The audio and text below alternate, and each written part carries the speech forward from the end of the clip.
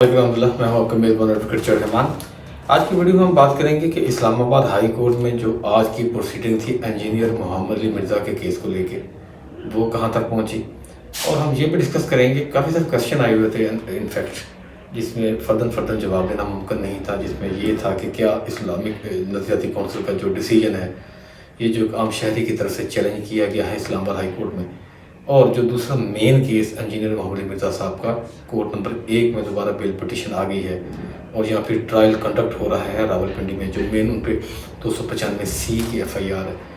जो इस्लामाबाद का जो डिसीजन है हाई कोर्ट का, उस पर क्या इम्पैक्ट डालेगा, ये भी काफ़ी सारे क्वेश्चन आए हुए थे। और इसके अलावा आज वैसे भी दिल काफ़ी से ज़्यादा सोगवार था। जैसा कि आप सब जानते हैं कि कल इस्लामाबाद हाई कोर्ट जो इस्लामाबाद में जो इंसिडेंट हुआ है इतना बड़ा कचहरी में, तो दिल बड़ा सोगवार उदास सा है। और आज सारा दिन हम कोर्ट्स में घूमते रहे, और बिलीव करें सारे वकला सोगवार थे, और हमारा दिल भी काफ़ी से ज़्यादा सोगवार था। लेकिन ये क्या बंदा कर सकता है? हमारी बस दुआ के अलावा हम कुछ भी नहीं कर सकते कि अल्लाह हमारे मुल्क के हालात बेहतर करे और कुछ बेहतरी की तरफ हालात गामजन हों जिस तरह पहले हुए थे। और सब की जान बराबर है कानून की नज़र में, इस पे से इम्प्लीमेंट भी हो। मुद्दे पे वापस आते हैं। आज 12 नवंबर की डेट थी, और आप जैसा कि जानते हैं कि 7 नवंबर को जस्टिस हिज लॉर्डशिप मोहसिन अफसर कियानी साहब की जो बेंच है इस्लामाबाद हाई कोर्ट का, उसमें एक चूँकि पीछे से एक पटिशन दायर की थी एक आम शहरी की तरफ से, जिसमें उस आम शहरी ने इस फैसले को, इस्लामी नज़रियाती कौंसिल के फैसले को चैलेंज किया था, जो उसने इंजीनियर मोहम्मद अली मिर्ज़ा के अगेंस्ट दिया था कि ये माज़अल्लाह नऊज़ुबिल्लाह गुस्ताखी के मुर्तकब हुए। तो जो इंजीनियर मोहम्मद अली मिर्ज़ा साहब के मुअज़्ज़ज़ वकील साहब हैं, उन्होंने एप्लीकेशन दी थी कि हमें भी पार्टी बनाया जाए। ये तो लास्ट वीडियो में बता चुका हूँ। उनकी एप्लीकेशन एक्सेप्ट भी हो गई थी, और नेक्स्ट डेट ऑफ हियरिंग है वो आज की फिक्स हुई थी, बिन देर बाय 12 नवंबर की।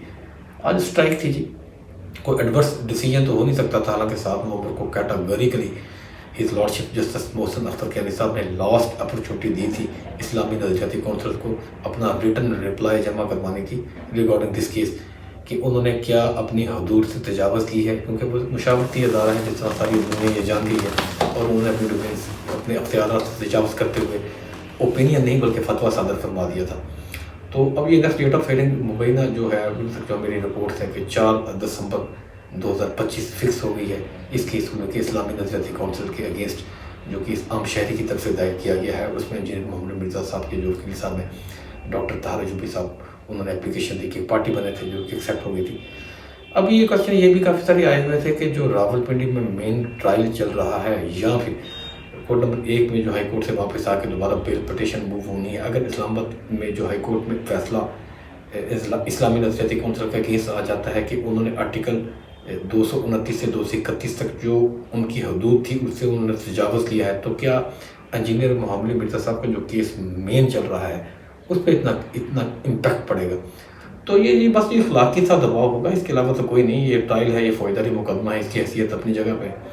अखलाकी दबाव के अलावा इस्लामी नज़रियाती कौंसिल के अगेंस्ट अगर ये फैसला सादर फरमा भी देते हैं his lordship justice Mohsin Akhtar Kiyani sahab कि उन्होंने अपने अख्तियारात से तजावज़ करते हुए मिर्ज़ा साहब के अगेंस्ट जो फतवा नुमा एक जो 2 पेपर्स की प्रोसीडिंग जारी फरमाई थी वो कानून के अगेंस्ट है, तो उसका जो उनके ट्रायल पे कोई इम्पैक्ट नहीं पड़ेगा जी अखलाकी दबाव के अलावा। बस इसके अलावा कुछ नहीं होगा, ये ज़हन में रखें।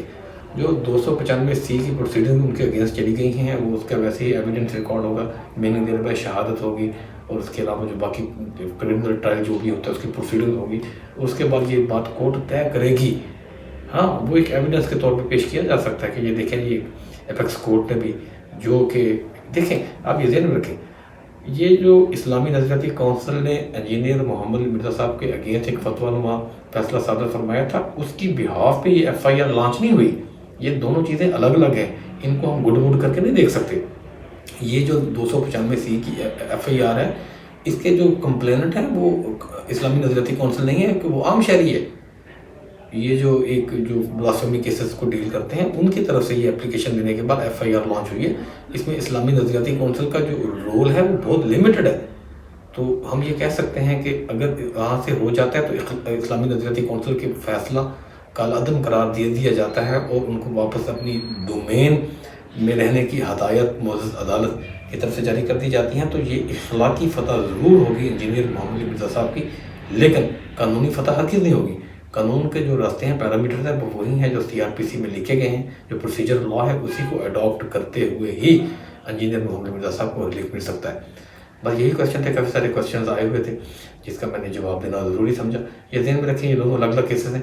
یہ فوجداری ٹرائل ہے راولپنڈی والا، اور اسلام آباد والا ایک عام شہری کی طرف سے ریٹ پٹیشن تھی. ریپیٹ ہو رہی ہیں چیزیں، مجھے اچھا نہیں لگتا، لیکن کچھ چیزیں کلیئر کرنا ضروری ہوتی ہیں، اس لیے باقی اس کو اسپیڈ تھوڑی بڑھا کے دیکھ لیجیے گا. اور دعا میں یاد رکھیے گا. آپ کا میزبان ایڈوکیٹ شاہ رحمان.